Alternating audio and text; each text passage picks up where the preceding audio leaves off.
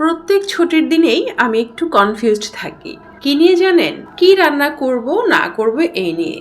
কারণ হচ্ছে ছুটির দিনে মা বাসায় থাকি, আমার ছেলের ডিমান্ড থাকে পোলাও বিরিয়ানি এই টাইপ কিছু হবে। আমার আবার খেতে ইচ্ছে হয় শাক ভর্তা এই টাইপ কিছু। কারণ দুপুরবেলায় তো যত রকমের খাওয়া বেশি একটু মজা করে খাওয়া হয়, রাতের বেলা যেহেতু অত আহামরি খাওয়া হয় না, সকালে নাস্তা খাওয়া হয়, ভাত কম খাওয়া হয়, সো দুপুরবেলাটাকেই বেশি প্রাধান্য দেওয়া হয় আর কি। জানি না আপনাদের ক্ষেত্রে কেমন হয়। আজকেও কনফিউজড ছিলাম, তখন আবার চিন্তা করলাম আজকে তো আর পোলাও বিরিয়ানি করে লাভ নেই, কারণ আমার ফায়াজ এখনও একটু অসুস্থ, খাবারের রুচি একদমই নেই, খাবারই খেতে চাইছে না, তার মধ্যে এইসব করলে তো খাবেও না। তো আর সে বলেও নি আজকে কি খাবে, অনেকবার জিজ্ঞেস করার পরও বলছে মা খেতে মন চাইছে না। তখন চিন্তা করলাম যে ঠিক আছে, আজকে হচ্ছে আমাদের যে পছন্দের খাবারগুলো আছে ভর্তা ভাজি এই টাইপ কিছু করি।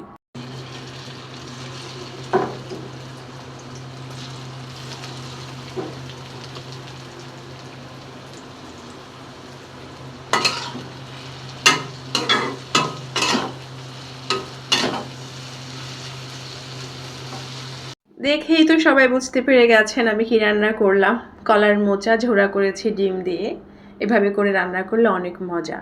কলার মোচা আগে এনেছিল, আমি অল্প অর্ধেকটা ডাল দিয়ে রান্না করেছিলাম, বাকি অর্ধেক সিদ্ধ করে প্রসেস করে রেখে দিয়েছিলাম। একসাথে যখন অনেক সবজি আনা হয়, সব তো আর একসাথে রান্না করা সম্ভব হয় না, তো তখন আমি এইভাবে প্রসেস করে ফ্রিজে রাখি। যখন যেটা খেতে মন চায় তখন করি আর কি।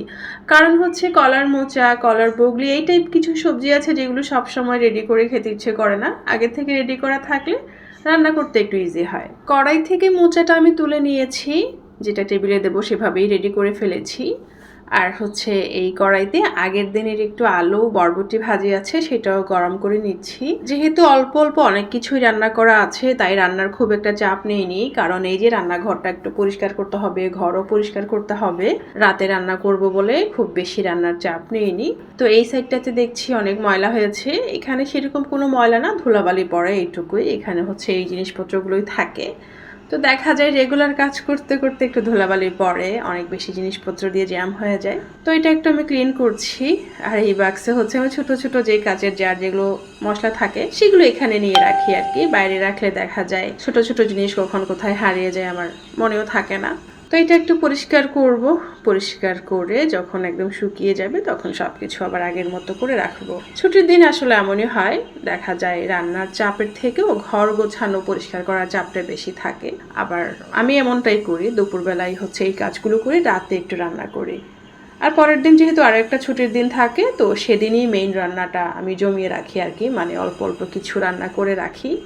তবে আমার হচ্ছে পুরো সপ্তাহের জন্য রান্না করা হয় না, দেখা যায় মাংস রান্না করেছি একটু বাড়িয়ে করলাম, মশলা রেডি করতে গিয়ে একটু বেশি করে করলাম, এইরকম কিছু গুছিয়ে রাখি, বিকেলের নাস্তা রেডি করে রাখি এরকমই।